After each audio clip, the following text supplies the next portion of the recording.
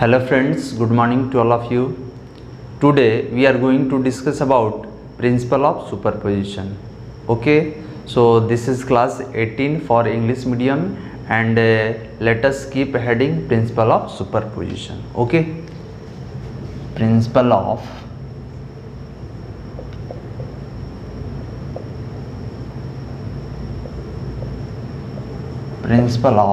superposition.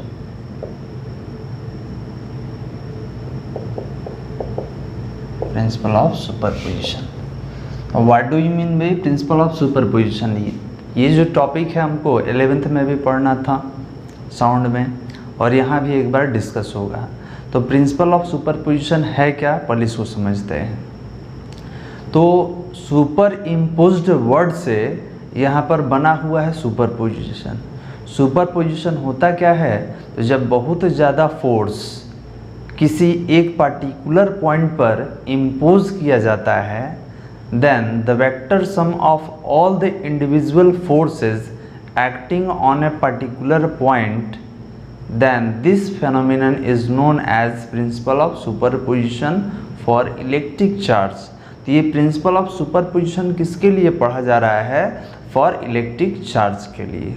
Okay, तो इसको पहले एक एग्जाम्पल से समझते हैं, उसके बाद इसको डिफाइन करेंगे. तो सुपरपोजिशन में हमने क्या बोला कि बहुत अधिक बल, बहुत अधिक फोर्स किसी पार्टिकुलर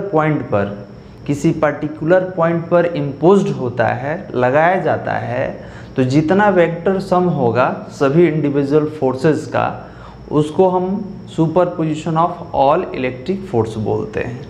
एग्जाम्पल के तौर पे समझते हैं. हमने बोला कि if we take different type of charges Q1, Q2, Q3 and Q4, हमने बहुत अलग अलग चार्ज लिया और कोई एक पॉइंट लिया जाए और इस पॉइंट पे एक चार्ज रखा जाए Q0 is a test charge. आगे बात होगा, पहले भी बता चुके हैं. तो हमने क्या देखा कि बहुत सारा चार्ज है और बहुत सारा चार्ज मिलकर किसी एक चार्ज पर फोर्स एक्सर्ट कर रहा है. तो ये फोर्स Q1 इस पर एक्सर्ट किया, Q2 किया, Q3 किया, Q4 किया और Qn, ये Qn तक हो सकता है. तो Q1 फोर्स एक्सर्ट कर रहा है, Q2 कर रहा है, Q3 कर रहा है और Q4 कर रहा है. किस पर? Q0 पर. तो Q1 Q0 पर फोर्स लगाएगा. Force is a vector quantity. किस पे फोर्स लगा? Q0 पर. यहाँ नॉट दे दिया. कौन फोर्स एक्सर्ट कर रहा है? 1. ओके, यहाँ पे फोर्स कौन एक्सर्ट कर रहा है? 2. किस पर? 0 पर. तो 0 2. यहाँ पे फोर्स कौन एक्सर्ट कर रहा है? तो सर 3 कर रहा है. किस पर? 0 पर. तो 0 3. कैसे पढ़ते हैं जी? F0 Q0, लेकिन 0 हमने लिखा है. ओके, तो इसको Q0 पढ़ेंगे यहाँ पे. तो सर F है, फोर्स लगाने वाला कौन है? तो फोर्स चार्ज है और किस पर लगाया? Q0 पर. तो 0 एंड 4. ओके, तो ये बहुत सारा चार्ज, अलग अलग चार्ज द्वारा अलग अलग फोर्स एक्सर्ट कर रहा है. किस पर? Q0 पर. तो आप क्या कर सकते हैं, अगर आपसे पूछा जाए कि इस Q0 पे कितना फोर्स एक्सर्ट होगा टोटल, इसका अपना फोर्स कितना होगा? F0. तो ये F0 किसके इक्विवेलेंट होगा? तो आप बोलेंगे कि sir it is the vector sum of individual forces acting on that point. मतलब सबको इंडिविजुअली ऐड कर दिया जाए तो इस पर हम लोग टोटल फोर्स निकाल सकते हैं. तो कैसे लिखेंगे जी?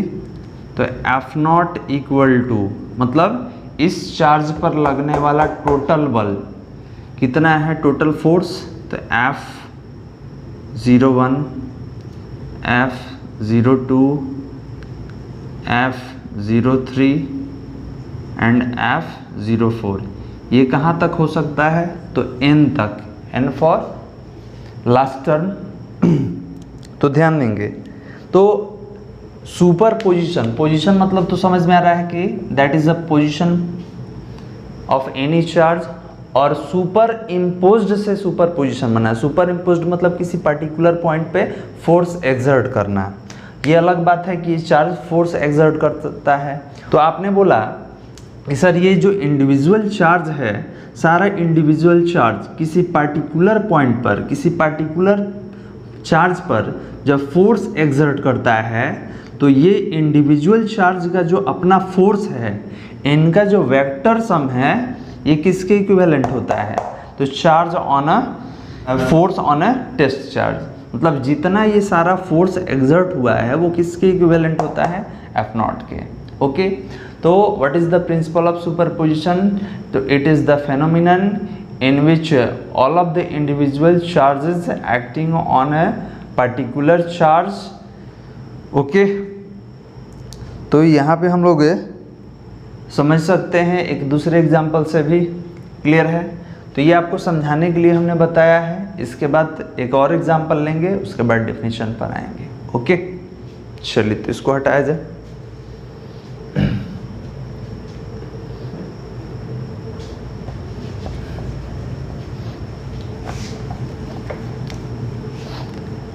एक और एग्जाम्पल लेते हैं। तो एक और एग्जाम्पल क्या ले सकते हैं? तो हमने बोला, देखिएगा ये थोड़ा अलग है। हमने बोला कि एक लड़का है, इसका नाम लेते हैं एम फॉर मोहन, और इसको चारों तरफ से घेर लिया गया है, अलग अलग बच्चों ने इसे घेर लिया है।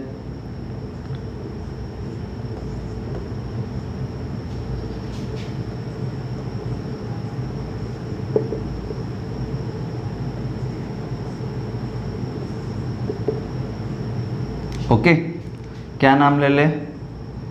ए बी सी एंड डी। देखिए ये एक बीच में एक लड़का है जिसका नाम एम है, एम फॉर मोहन, और इसको अप्पू, बबलू, चिंटू, दीपू, इन चारों ने चारों तरफ से घेर लिया है। क्यों घेरा है भाई? तो ये चारों मिलके इस पर फोर्स अप्लाई कर रहे हैं। ये भी फोर्स एक्सर्ट किया, ये भी फोर्स एक्सर्ट किया, ये भी फोर्स एक्सर्ट किया, और ये भी फोर्स एक्सर्ट किया, फोर्स लगाया ये चारों तरफ से। तो अब बताइए, चारों तरफ से जो बल लगाना होता है that is called super imposed.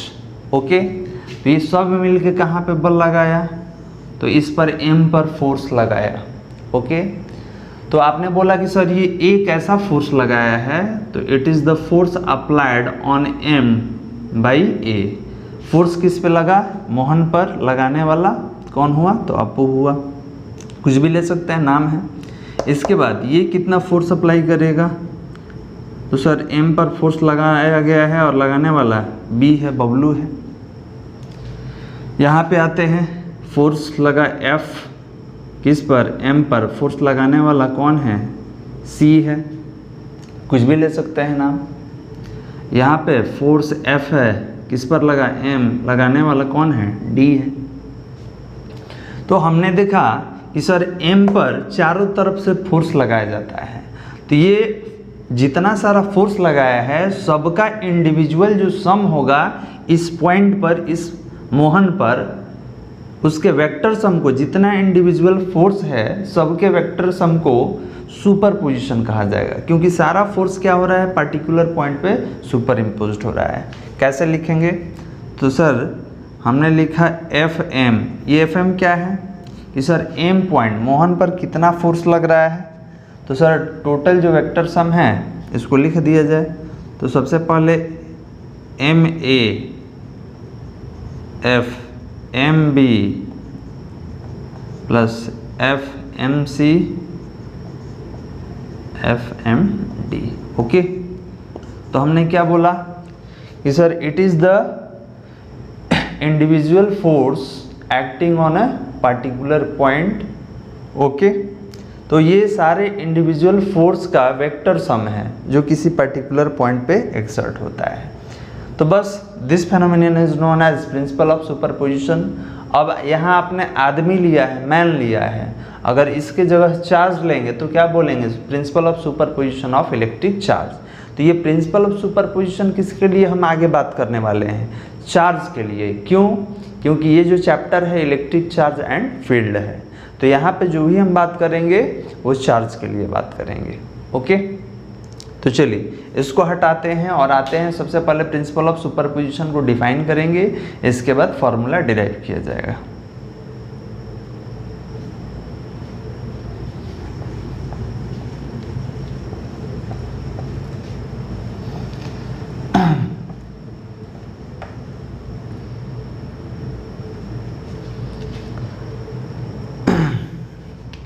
चलिए डिफाइन करते हैं सबसे पहले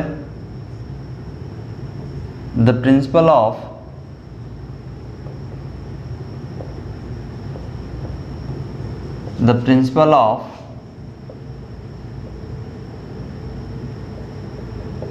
superposition state that force on a charge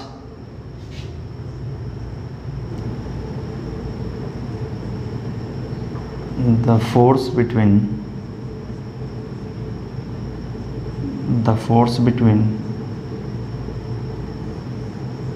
two charges is independent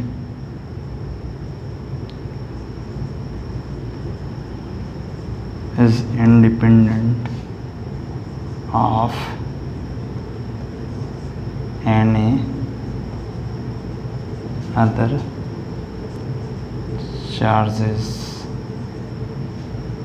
any other charges present around it. The force between two charges is independent of any other charges present around it. Okay.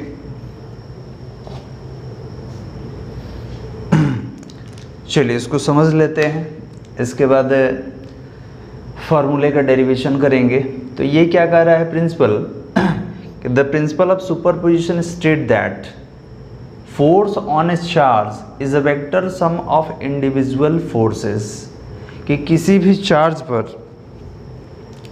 Force on a charge, ध्यान देंगे, force on a charge, किसी भी charge पर जो individual force, ध्यान देंगे,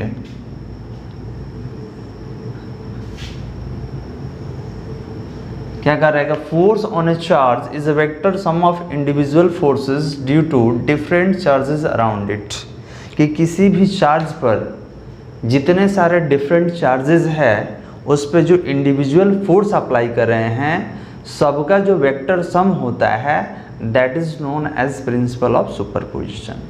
तो principle of superposition is what, तो it is a phenomenon in which many charges apply force on a particular charge. Okay, so we can say sir मान लिए कि मेरे पास ये चार्ज है और इसके बगल में कोई दूसरा चार्ज रखा हुआ है। जब इन दोनों चार्ज के बीच हम लोग फोर्स को कंसीडर करते हैं तो इनके अगल बगल कोई तीसरा चार्ज रखा हुआ है, मान ली कि यहाँ पर रखा हुआ है, यहाँ पे रखा हुआ है, यहाँ पे कहीं भी रखा हुआ है अराउंड इट। ओके, तो जब इनके बीच फोर्स कंसीडर करते हैं तो इसका कोई इफेक्ट नहीं आता है। तो वही हमने लिखा है, the force between two charges is independent of any other charges. कह रहा है कि दो चार्ज के बीच जो फोर्स होता है वो इंडिपेंडेंट होता है किसी अनदर चार्ज से। क्लियर है, ये अनदर चार्ज होता है, ये किसी भी प्रकार का अफेक्शन इस पर नहीं करेगा, कोई भी इस पर अफेक्ट नहीं डालेगा। Okay, charges present around it, तो that is the definition for principle of superposition. तो ये बहुत सिंपल वे लिया गया है, बहुत सारा तरीका है जिससे हम लोग डिफाइन कर सकते हैं। ओके, चलिए, तो ये प्रिंसिपल ऑफ सुपरपोजिशन किसके लिए है, तो इलेक्ट्रिक फोर्स के लिए याद रखना है। ये प्रिंसिपल ऑफ सुपरपोजिशन किसके लिए लिया गया है, तो इलेक्ट्रिक फोर्स के लिए लिया गया है।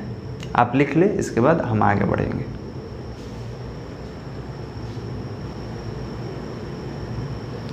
चलिए, आपने लिख लिया होगा, आगे बढ़ते हैं।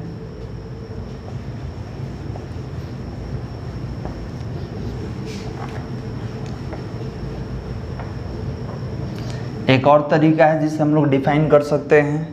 कैसे डिफाइन करेंगे? तो principle of superposition of electric charges is a phenomenon in which individual forces acting on a particular charge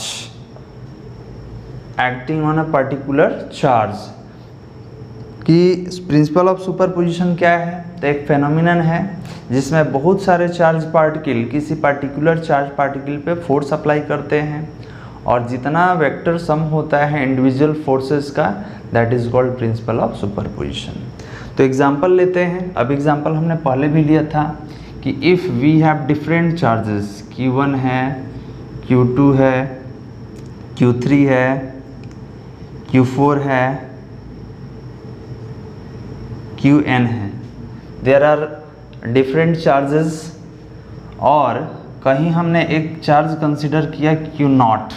देखिए इसको 0 लिखते हैं लेकिन पढ़ेंगे कैसे? Q0 पढ़ेंगे। ओके, तो हमने बोला कि चार्ज Q1 क्या किया? इस पर फोर्स अप्लाई किया, चार्ज Q2 इस पर फोर्स अप्लाई किया, चार्ज Q3 फोर्स अप्लाई किया, charge Q4 and charge Qn। मतलब जितना सारा चार्ज है ये सारा क्या किया? फोर्स अप्लाई किया। किस पर फोर्स अप्लाई किया? तो Q0 पर।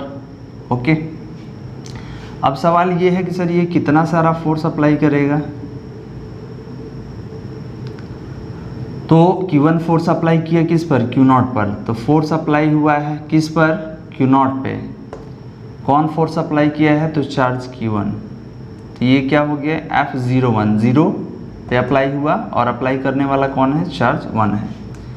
सेकंड वाले के लिए लिखते हैं, कितना होगा सेकंड वाले के लिए? तो F0 पे 0 पे फोर्स लग रहा है, लगाने वाला कौन है? सेकंड चार्ज है। फोर्स थर्ड 0,3, 0 पे फोर्स लगा और फोर्स लगाने वाला कौन है? चार्ज थर्ड है। नेक्स्ट F0 फोर्स, किस पे फोर्स एग्जर्ट हुआ है? 0 पर फोर्स एग्जर्ट करने वाला कौन है? चार्ज 4। एंड F0 पे फोर्स अप्लाई हुआ है और अप्लाई करने वाला कौन है? तो N है। ओके, तो आपने बोला सर जितने सारे चार्ज है सबका अपना इंडिविजुअल फोर्स हमने यहाँ पे रखा, अब इस पे टोटल फोर्स कितना होगा? तो आपने बोला कि सर इसका अपना फोर्स कितना होगा? F0। ये F0 किसके इक्विवेलेंट होगा? तो जितना सारा इंडिविजुअल फोर्स है सबके सम के इक्वल होगा। तो लेते हैं यहाँ पे कैसे लिखेंगे? तो लिखेंगे according to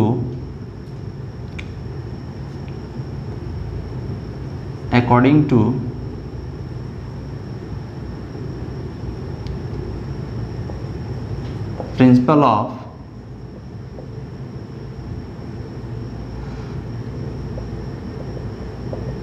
superposition of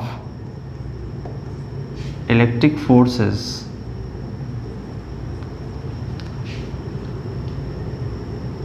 F0 equal to, ध्यान देंगे ये F0 क्या है?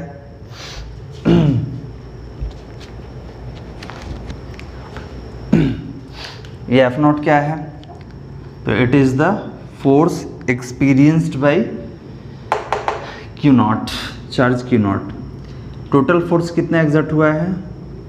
तो F01, F02, F03, F04 and so on. कहाँ तक ले लीजिए? तो F0N। Okay, equation first. तो ये क्या है? 01 कि चार्ज 1 ने फोर्स अप्लाई किया है किस पर? 0 चार्ज पर, जिसको आपने Q0 बोला है। यहाँ पर सेकेंड चार्ज किस पे फोर्स अप्लाई किया? 0 वाले चार्ज पे। थर्ड चार्ज किस पे फोर्स अप्लाई किया? 0 वाले। तो इस पे टोटल फोर्स कितना अप्लाई हो रहा है? तो सबका इंडिविजुअल सम करेंगे, जितना वेक्टर फॉर्म में लिखा हुआ है फोर्स सबका इंडिविजुअल सम करेंगे, वो इक्विवेलेंट होगा किसका? F0 का। Okay, so this is the principle of superposition of electric charges और इलेक्ट्रिक फोर्स। चार्ज के टर्म में लेते तो Q1 Q2 लेते, लेकिन चार्ज का फोर्स कंसीडर हमने किया तो फोर्स के टर्म में लिया। अब इसको वेक्टर के फॉर्म में तो आपने लिखा, पोजीशन वेक्टर के टर्म में कैसे लिखेंगे, तो उसको भी हम लिख सकते हैं क्योंकि पोजीशन वेक्टर हमने पढ़ा है पिछले क्लास में। ओके, तो पहले आप लिख लीजिए, इसके बाद हम आगे बात करेंगे। चलिए, आपने लिख लिया होगा। तो अब इसको पोजीशन वेक्टर के टर्म में लिखना है। तो पोजीशन वेक्टर के टर्म में पिछले क्लास में हमने पढ़ा था, इसको थोड़ा तोड़ना होगा। ओके, इसको हटाया जाए।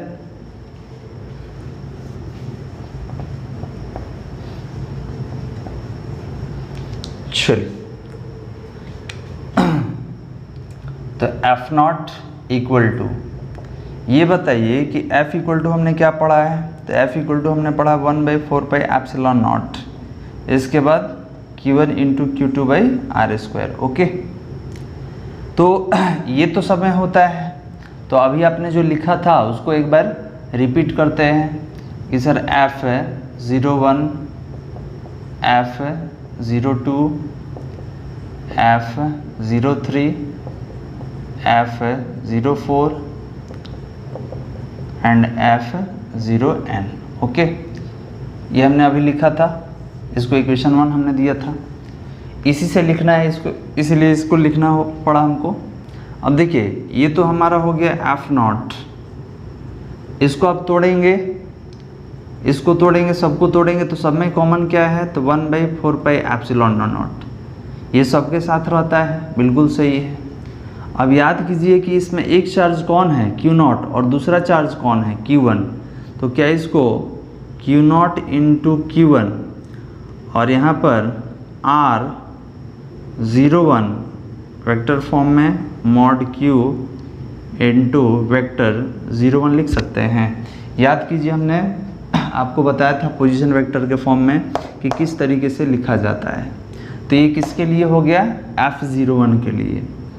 इसके बाद F02 के लिए आते हैं। तो देखिए, इसका ऑलरेडी 1/4 एप्सिलॉन नॉट बाहर निकाला चुका है, अंदर क्या है, तो Q0 है और Q2 है। तो ये क्या होगा, Q0 into Q2 divided by vector R from 0 to 2 mod में रखा जाए Q and vector R from 0 to 2। तो इसी तरीके से ये कहाँ तक जाएगा, तो ये n तक जाएगा। लास्ट टर्म लेते हैं, तो कितना होगा, Q0 into Qn divided by R0n mod Q into R0n। Okay, तो ये जो हमने लिखा, ये पोजीशन वेक्टर के टर्म में लिखा हमने। तो इससे पहले इसको इक्वेशन 1 हमने दिया था, आप दोबारा इसको नहीं लिखेंगे, ठीक है। आप ये लिख चुके हैं, इसके बाद आप ये लिखेंगे डायरेक्ट। ओके, तो इक्वेशन नंबर 1 और 2 ये क्या है, तो both are the expression for principle of superposition for electric charges. Okay, तो आप पोजीशन वेक्टर के टर्म में भी इसको डिराइव कर सकते हैं और वेक्टर फॉर्म में भी इसको डिराइव कर सकते हैं, दोनों फॉर्म में लिखा जा सकता है। इससे रिलेटेड बहुत सारा न्यूमेरिकल है जो पूछा जाता है, आगे हम लोग पढ़ेंगे। ओके, तो आपने समझा कि position of principal of superposition क्या है। The principle of superposition is a phenomenon in which all of the individual charges apply force on a particular charge. Okay, so it is the vector sum of all the individual forces acting on a charged particle. Okay, तो इस तरीके से हम लोग इसको define कर सकते हैं। बहुत सारा तरीका है डिफाइन करने का, सबसे सिंपल वे हमने यूज़ किया है और ये हमारा डेरिवेशन हो गया है। अब इसके नीचे हम लोग क्या लिख सकते हैं, तो equation number 1 and 2 are the expression of total force applied on charge Q0. Okay,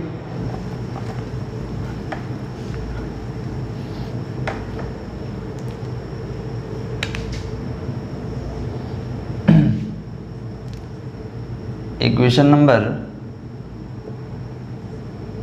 1 and 2 are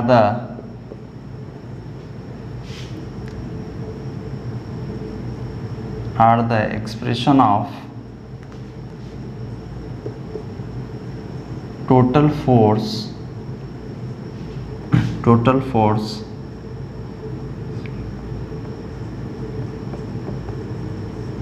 acting on charge Q naught due to all other charges.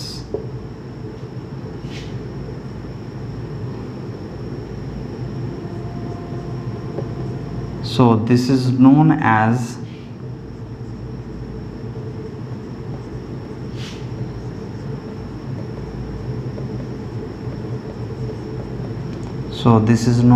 principle of superposition. Okay, principle of superposition of electric forces. अब देखिए principal of superposition होता है, बहुत सारे term में होता है। Okay, sound में भी पढ़ना है, लाइट में भी पढ़ना है, यहाँ भी पढ़ना है। तो यहाँ किसके लिए हम लोग पढ़ रहे हैं? इलेक्ट्रिक फोर्स के लिए पढ़ रहे हैं।